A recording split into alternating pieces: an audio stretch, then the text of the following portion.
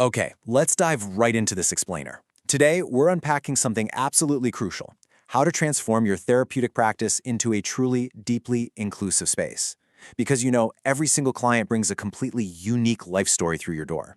We're going to look at how that background shapes their healing process and exactly how you can meet them right where they are.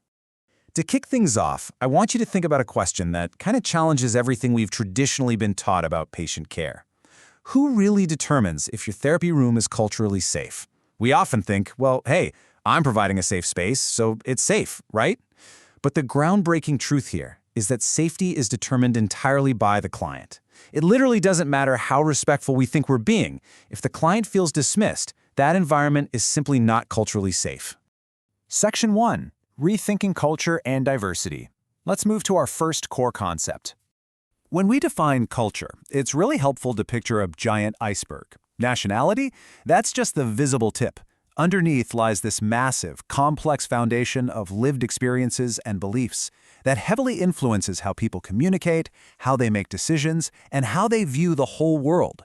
It encompasses family traditions, spirituality, you name it. And this is exactly why making assumptions based just on someone's appearance is a huge trap. Every client is the absolute expert on their own life. And this brilliantly illustrates why treating everyone exactly the same isn't always equitable. Your clients bring an incredibly wide array of differences into the room with them. I mean, diversity extends way beyond ethnicity. We're talking age, gender identity, sexual orientation, disability, neurodiversity, socioeconomic background, the whole shebang. All of these factors fundamentally influence how a client experiences therapy. True inclusive practice recognizes these individual differences to ensure everyone gets high-quality care. Moving on to Section 2, Competence versus Cultural Safety. Now this brings us to a massive mindset shift happening in modern healthcare. There is a vital distinction here. You can have all the competence, all the textbook knowledge in the world, but safety, that is entirely determined by whether the client actually feels respected and heard. Cultural competence is about your knowledge and skills as a practitioner. But cultural safety? That is 100% about the client's lived experience in your therapy room. It really asks us to look inward at our own behaviors. So the crucial pivot here is moving away from assuming we are the experts on a client's background and instead humbly asking them to guide us. The old paradigm, saying something like, "I understand your culture," can actually come off as pretty dismissive, right? Instead, we need to embrace the new paradigm. Help me understand what is important to you. Just that simple shift in phrasing, it's a real game changer for fostering collaboration. Section 3. The Power of Cultural Humility. Because, let's be real, no therapist can be an expert in every single culture. Humility asks us to listen way more than we speak, and to comfortably admit when we just don't know something. It's an ongoing commitment to self-reflection and recognizing that we will always have more to learn. Clients don't expect you to be a walking encyclopedia of their background, but they absolutely deeply appreciate genuine, respectful curiosity. Let's look at a real-world scenario to see how this plays out in practice. Meet a therapist named James and his client, Mir. Right at the start of therapy, Mir explains that her wanu, or her family, plays a deeply important role in her health decisions. Rather than assuming therapy must be strictly a one-on-one endeavor, James deploys this incredibly powerful, culturally safe question. Can you help me understand what that means for you? He doesn't shut her down or try to enforce his own clinical norms. He invites her to explain her worldview and how it relates to her own healing process. By asking rather than assuming, James strengthens that therapeutic relationship and actually aligns the treatment with Mir's core values. They figure out practical ways to involve her family, and because of this flexibility, Mir reports feeling genuinely listened to. This is the proof right here. Prioritizing cultural safety leads to far better therapeutic outcomes, for sure. Which brings us to Section 4, Addressing Your Unconscious Bias. To successfully replicate James's approach, we have to look inward at our own mental roadblocks.